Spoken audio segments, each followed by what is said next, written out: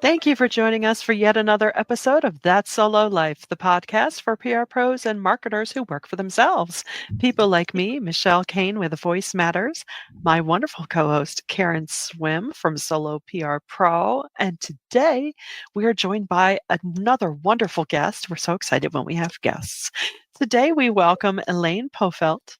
She is an independent journalist and speaker specializing in entrepreneurship and careers. She is the author of The $1 Million One Person Business. Hey now. And Tiny Business, Big Money. And oh my goodness, we are so glad you are here today, Elaine. Welcome. Thank you so much, Michelle and Karen. I am thrilled to be here. Yay. We are so happy to have you.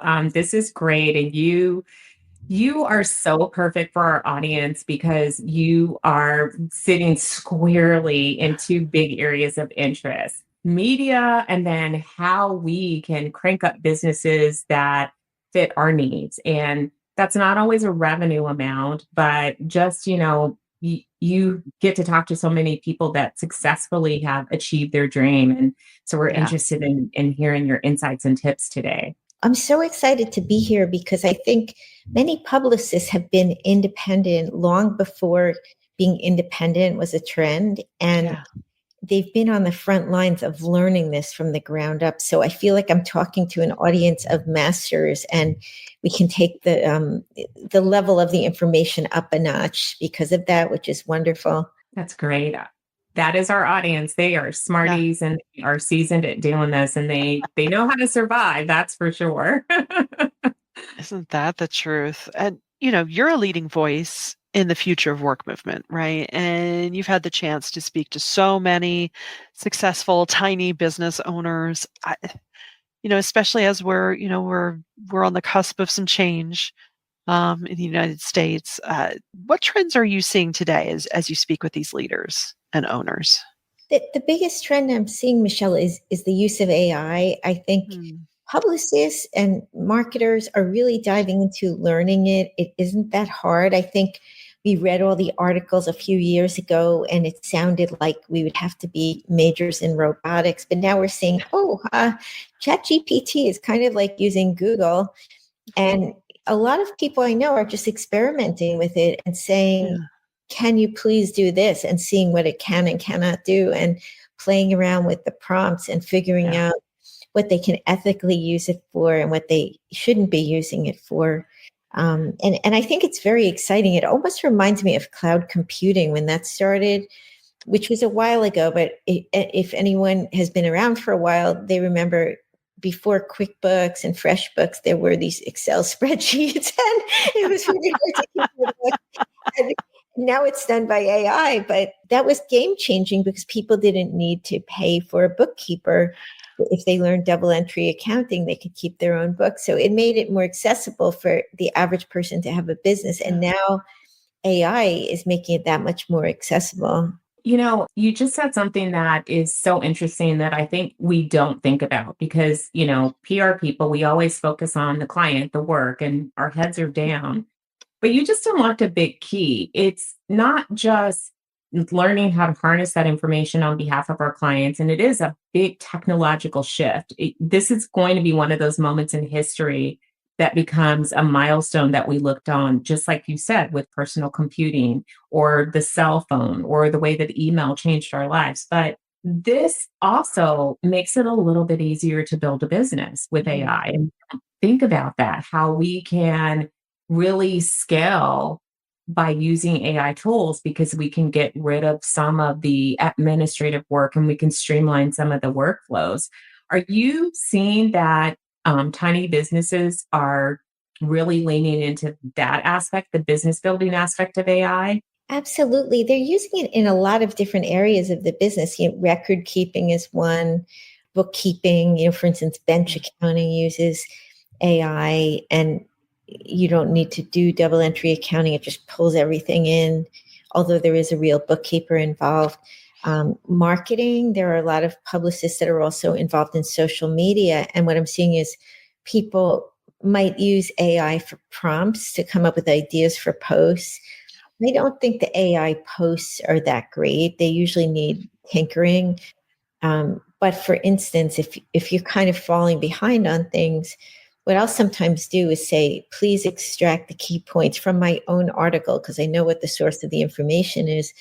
And then that kind of focuses me in on some things that I could say in the social media post. It will always be better if I write it. There's just something sort of bland about AI writing. Yeah. But at least it can get you going, because the challenge with any kind of service business is keeping up the pace. Your client is paying you a retainer, and now it's Monday and you have the Monday meeting, and somehow you didn't do anything since last week, and it happens because sometimes another client has an emergency or something like that. Right. Overall, I think with any service business, over the course of the month, it evens out, but it's no fun to go into a meeting and be behind. So that's where AI can be helpful. It could be that you save time on creating a content calendar by creating it in Canva, and you put all the social media posts in on one day. And then you ask the client, do you have any photos from the office that we can attach to this? And at least you keep things moving, sometimes at a faster pace than others, but they're not stagnating. I think that's really important. I think there's also the ability to service clients. Like if you're doing, say, thought leadership content, maybe you interview the client and you're writing an essay for them that you're then going to submit. It's good for note taking. It's probably better than most people. I use Fathom for note taking, and a lot of times, especially with a subject matter expert, sometimes people just download their whole brain and you're just laying there on the ground, reeling, and you don't want to ask them to go back over whatever they were talking about. And this way you can go back over it at your leisure, listen to the parts that maybe you didn't understand, but also get the thread of what their argument really was. Because when you're taking notes, you may just jot down a few key things, but it's more like a point is building upon another point. So I think it can be helpful with thought leadership as well. It can't write it, but one thing I'm experimenting with is organizing my notes. So to give you an example, and this might be something that publicists and marketers do if they're doing event-related marketing, I moderate these panels for the New York Public Library on small business. It's called the Tiny Business Big Money series. It's free. It's where I feature the people in my book so we can learn from them on the ground. Well, I thought we have such great content, and a lot of times people want to come to it, but they don't have time. They register for it, then they never get around to listening to it, and maybe they would read an article. So I just did a panel on entrepreneurs with disabilities, and I took the transcript that the library gave me, which was 35 pages long. I told ChatGPT, please clean this up, but don't change the wording. Just looking at a clean transcript as opposed to like a big mess of notes is a huge time saver. Then I said, please extract the key points out of the 35 pages. I didn't agree with what it extracted, but it did kind of jog my memory because it was a really lively conversation and there were just some interesting points. Then I turned that into an article, but that I just wrote from scratch.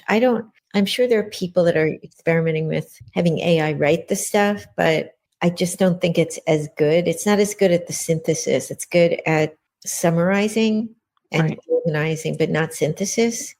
Yeah. Some of them are better than others. Like ChatGPT is not great at writing. Jasper AI does a really good job because you feed it your brand voice. So you're building your own kind of engine. And so you can give it lots and lots and lots of documentation of your brand voice. You can feed it articles. You can send it to your website. You can give it recording. So then it nails the tone. And then you have to really like get granular with the information. So the thing is that a lot of people are using ChatGPT and they're spending 10 minutes on prompting. Sometimes you may need to spend an hour to get where you want to go, but now you spent an hour getting exactly where you wanted to go and creating exactly what you want. And then you have to validate and verify, but something that would have manually without AI have taken you 5 hours, you probably just saved yourself half the time. And then you can keep those prompts. And then you can reuse those, especially for the tasks that you do a lot. So I find that the tools are very different. Like Perplexity AI is beautiful for researching. You can ask it questions about specific audiences. This is a tip I got from Ann Wiley. Ask Perplexity AI about a specific audience. What are their current challenges? What are they thinking about? And it'll come back with information that is so accurate that you would swear that you did it yourself with the sources so that you can then dig into the sources right in the dashboard and check them. So Perplexity AI research, Jasper AI, definitely you can create campaigns in there, super easy. You can go in there and do thought leadership pieces. You can do battle cards in there. It's got a whole range of function, but it allows you to tailor it to brand voice.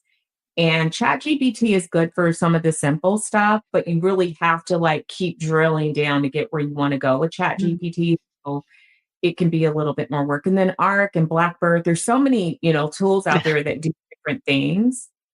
There's a lot. Yeah. I'll just put it simply, it's a lot. But no, and I agree though. Sometimes, the musicality of writing, Yeah. I'll go there. They still need us humans for that to make sure For it just sure. For sure. has that rhythm. But talking about writing, you of course have your 2 books, and I'm going to say the titles again because we want people to go buy them and read them. Well, The thank you. Million Sure. The $1 million One Person Business. I would like to have one of those. And Tiny Business Big Money. So, in putting these books together, it's definitely demonstrated that it is possible to have a little business, a little solo shop, and make, fantastic money and have a really great independent career. As you were putting them together, what are some of the key insights that you gleaned from the successful entrepreneurs that you spoke with? Like, what's their mindset? What did they go through? Or, I almost hate to say like the Yeah. habits because it's like 5 habits to start a good morning. I look at those and I go, whatever. But share with us some of the good nuggets that you gleaned. Sure. Well, they did have a few things in common, and they're not doing all the work of the business themselves. We were just talking about AI. They're using technology a lot of times to do things like schedule their appointments, little things, but those things can add up to a day or 2 saved every week. They're using contractors. So although they don't run payroll, they may have a social media contractor or an accountant or other people that do some of the work of the business. They're not DIYers in every area.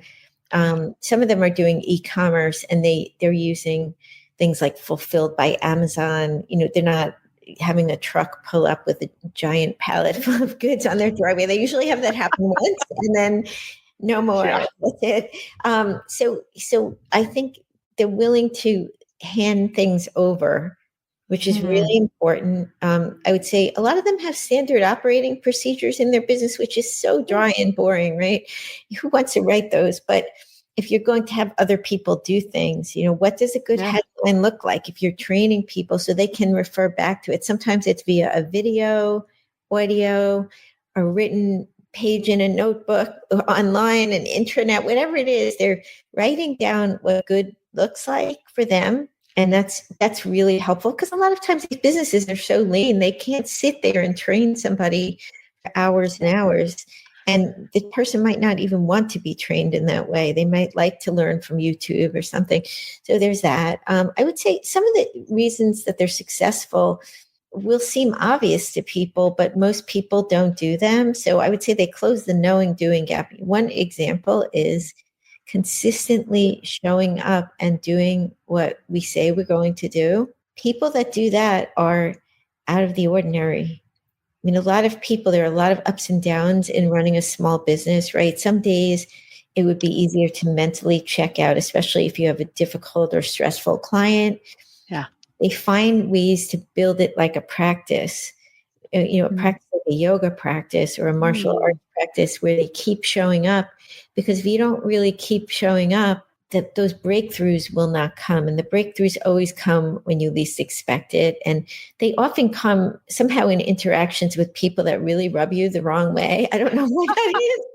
You realize there's some flaw in your system, like I'm too nice, and people are stepping over it. Whatever it is, you have an interaction where you're like, wow, I never really thought that this might happen. But once you battle proof your business for these things or scope creep or whatever it may be, you go through the pain and suffering, but they learn from it and keep on improving upon their business. They're also resilient and they're not afraid to pivot. I mean, sometimes while still doing the same thing they were always doing, they'll add on new things because people think you just start a business and you work really hard and it grows, but sometimes demand for certain things will dry up. I know like thought leadership, that sort of comes and goes. There was this whole flooding of a lot of the blogging platforms for a while, and everybody was publishing 6 tips, on how to be like Warren Buffett or things like that. And then nobody wanted that stuff anymore. And places like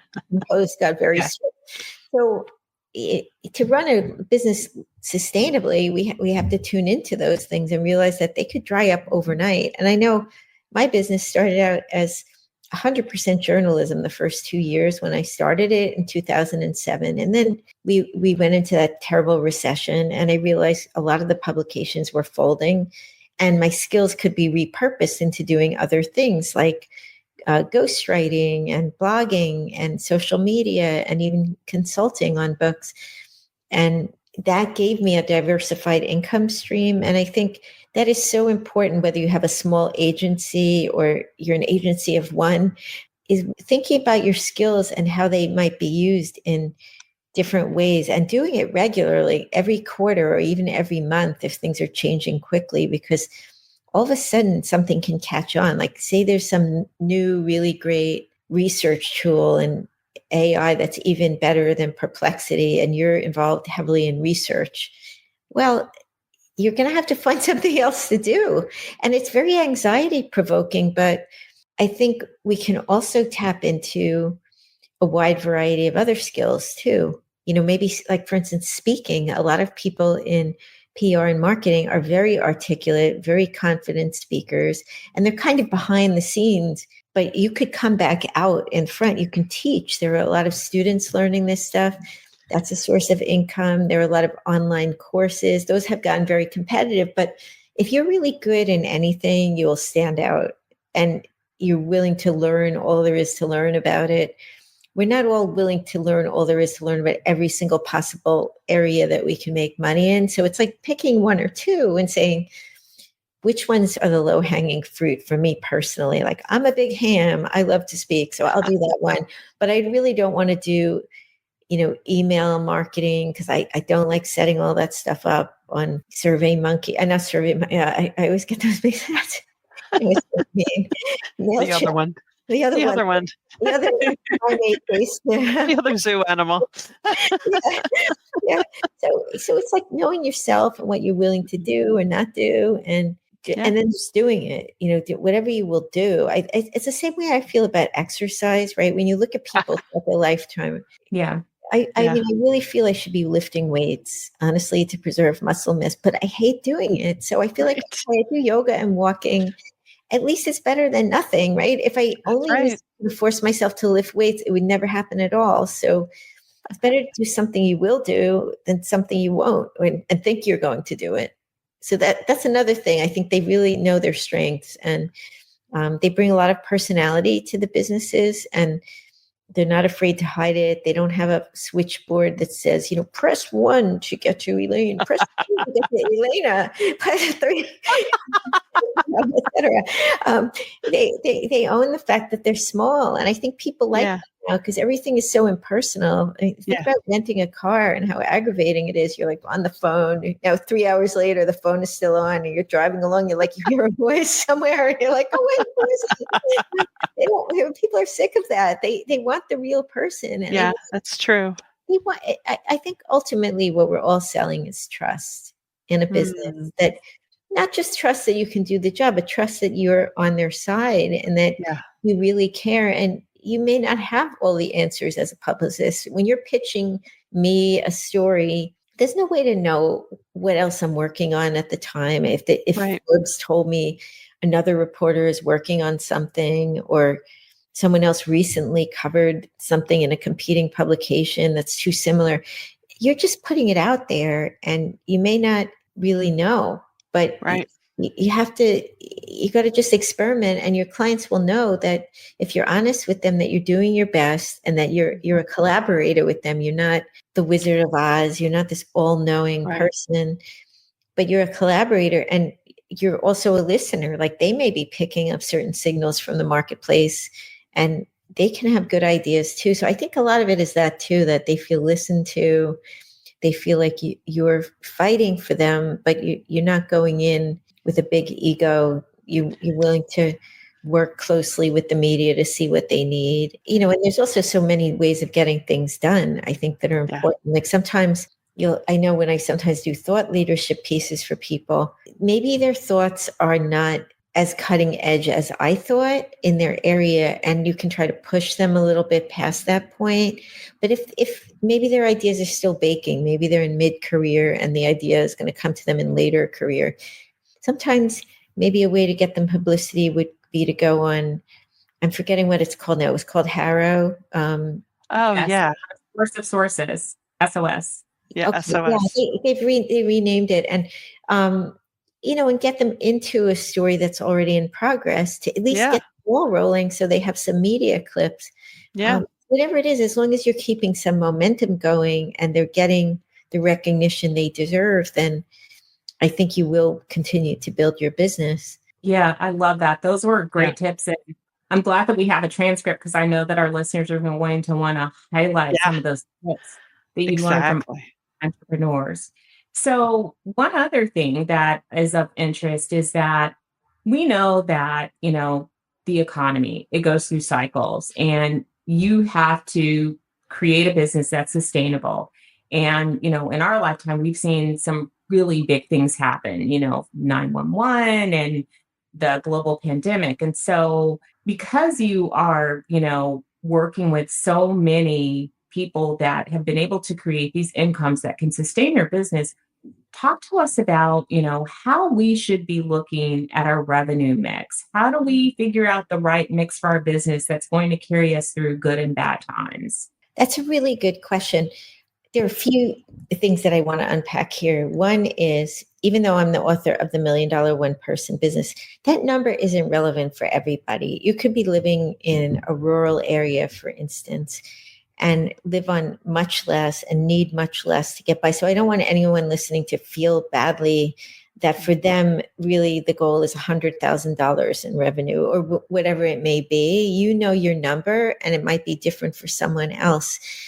So whatever that number is, if you want it to be sustainable, it's really important to understand a few things. The cost of running your life and your business, the realistic cost, like really look at the numbers, look at what bills you're paying, create a spreadsheet, because you do need to be a master of cash flow, not just revenue generation, but some clients might pay you a retainer. Others might be paying you a project fee that comes at the end of the white paper that you wrote at the end of the event. And maybe it didn't come in 60 days. Maybe it's 90 or 120 days, depending on what's going on. So it's important to really know, okay, these are my baseline costs in the business. These are the baseline costs in my life. These are things I cannot do without. If things got really bad, I have to have food, I have to have shelter, I have to have a vehicle in certain parts of the country. Those things you probably need. So what do those things cost? You could probably get a better phone plan, do without eating out, or, in a pinch, but you don't want to live in scarcity. This is just a minimum number. Same thing for your business. Maybe your business is just a laptop and a phone, and maybe travel is optional. Figuring out those numbers. The way I look at my business, I've been in business since 2007, and I support a family. So I look at my basic costs, what is due every month, and then I think about, I need that much in recurring revenue, plus the money to pay the taxes on it, and health. I pay for health insurance, so I pay for health insurance as a minimum from whatever source it comes from, but it should be recurring. And so that has to be a goal, because otherwise you wind up scrambling and borrowing from Peter to pay Paul.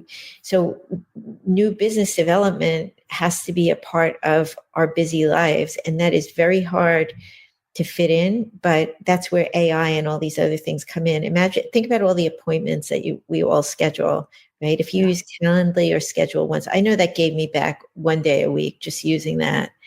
So you can think about a few things that would be big time savers, don't have a big learning curve, that you will really use, that will give you back that time. And then take at least half a day every week on reaching out to dormant contacts, refreshing your LinkedIn, resharing other people's stuff on social media. I mean, telling people about job leads that might be relevant to them, doing things that build good karma around your business that will lead to business flowing in. You never know where it's going to come from. Yes. Yeah, So, that's so true.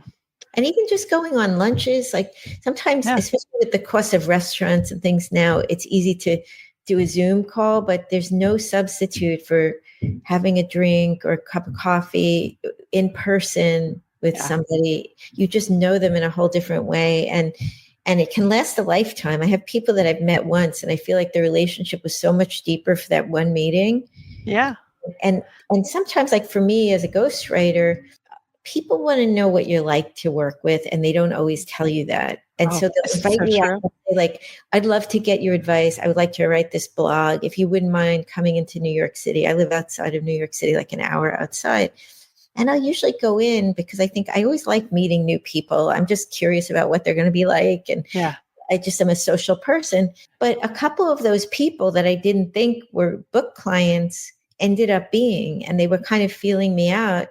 They didn't even talk about the book at the time. And that's a good job interview, right? Because that's so cool. Your natural self, what you really like, and seeing if they like you, basically. Do they like working with this person? Yeah. So then when they already found out what technical skills you have, you can write a press release, you can put up a website, but there's a lot of people that can do that. It's like your vibe. So that's another thing to do. Going to events, like just putting yourself out there, because if you don't make the time for it, then the well runs dry. And you also miss out on the on the ground information that friends are like. I learned about using ChatGPT from a woman I've become friends with in my town. She was the mother of one of my daughter's friends. And we were both working mothers, and we had no time to have a social life really all these years. So finally we have time. So we started walking together, and she told me about ChatGPT and how she was using it with Canva. I started poking around. I tell her things, but those types of relationships are very fruitful, and it also helps dissipate anxiety, because we're all looking at this and saying, is our whole field going to go away? And what are we going to do? It won't go away, but maybe it's going to take a whole different form. Like maybe we'll all be on YouTube, or we'll be on some new thing that we didn't even know about that doesn't exist. But it's that on the ground kind of gossipy information we all share that really helps us grow our business. It's so true. I sometimes when I'm in those situations of, let's make sure it would be good to work together, I just chuckle in the back of my mind and I think, oh gosh, this is just like dating. Ugh. It's true. I think we all have anxiety about meeting new people. I know when I go to a business event, sometimes you're more up than other times. Yeah. But I never regret going in the end. By the end of it, I'm always happy that I went. And even if I end up stuck in traffic or on the train or something, I'm still glad that I went. I just bring my laptop and I bring a large purse. So if I have to get something done while I'm out or a client contacts me, we're all in it together. Really, we might be competitors in some things, but our whole industries are going to be changing. I mean, we already have seen tremendous change in the media. But look what it brought, right? Now we have podcasts. Podcasts are like a whole venue. They're whole specialized podcasting agencies that place people on these podcasts, that train podcast guests.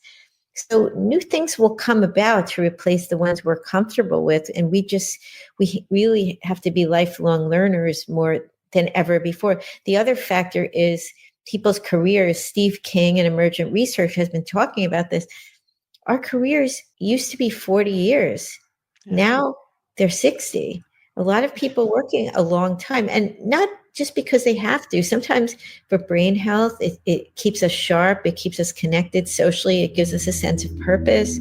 We might end up doing some other things that we like to do just for fun, to add on to our businesses. So we also have to think about that. Like what will we be doing? I mean, my mother is 80 and she still works full time because she likes to. She loves the social connection of being in an office. She retired 20 years ago if she wanted to. So we may be like that. I mean, hopefully our health will hold up. There are a lot of things out of our own control, but if we are healthy, wouldn't that be nice? And what is our vision? I think going into it, the vision, and I mean, that's where my books have a lot of case studies, because sometimes people say, oh, it's so great in your own business, you can do whatever you want. But then the reality is, what do I actually want? I've had no time to think about Oh my it. What is gosh. my Yeah. vision? And and so seeing what other people are doing, you start reacting to it and saying, okay, I see she did that. That's just so not me. I would never do that. Oh, that is so me. I never thought I could even do that, but she's just like me. And Yeah. exposing ourselves to those life stories, I think, is so Yeah. valuable. I get inspired. Sometimes, I mean, I have the same ups and downs as everyone else in my business. And I do one of those interviews and I totally snap back into attention because they a lot is mindset. A lot is they have learned to train their mindset to find opportunities, even when they're getting kicked in the teeth by life. They get back up and they say, I always wanted to go to the cosmetic dentist anyway, right? All those years, Right. and, Right. and they find the silver lining in these things. I don't want to be trite about it, but I mean, the pandemic, I remember speaking with Joey Healy. He's an eyebrow stylist, and he created an incredible brand for himself where he has his own line of makeup that he private labels. He was going house to house working on affluent women on the Upper East Side of Manhattan. Then he realized this was not very efficient because he was walking all around Manhattan. So he created a little mini studio. Then he created the Joey Healy eyebrow method. And then that led to his own makeup as an add-on to each purchase. Then he started licensing the methodology to other people. Now, this was over a period of years. It didn't happen overnight. During the pandemic, he finally rented a shop and hired employees near NYU. It was really expensive real estate. And then he turns out to be like a tier 4 or something, one of the worst tiers to be in as a business during the pandemic. He was shut down. And he was wondering how he was going to survive. And I talked to him right after that. And he said, well, I looked in the basement. I had a clean basement filled with this makeup, and I realized that was going to get me through the pandemic. So we went on TikTok and he started giving lessons to all the people now on Zoom who are looking at their own eyebrows and saying, well, my eyebrows really don't have much shape, or they could really pop a little more, but I don't know what to do. So he kept his publicist. Now, I think this is important. He had a very expensive publicist. That was the only person he kept who got him on, I want to say, Good Morning America. It was one of the big shows, which then boosted the makeup, and then his business thrived. It wasn't as big as it was normally, but he made it through to the other side. Now he's back to doing his thing. But it's that mindset. Or another person who's just like this, Elisa Shiro. She was an event planner, live events only, not a technical person, did not know how to use Zoom. Her whole business came to a standstill. I talked to her like the day after everything shut down. Oh. She was really worried. She said, well, I'm going to have to learn how to do Zoom events. And she realized she did a lot of celebrity events. So she realized all the celebrities were stuck at home too, because nobody was filming anything in Hollywood. And she did like annual meetings and things like that. So she got celebrities to come as the entertainment at these annual meetings on Zoom. Then she started doing these interactive things like where you ship people a margarita kit or something, and Yes. together as a team building. And she made it through. So now she has that in her repertoire. Now she's back to live events. Yeah. But it's that kind of mindset of, people's businesses can blow up at any time, and ours can, or we lose a critical client or something changes.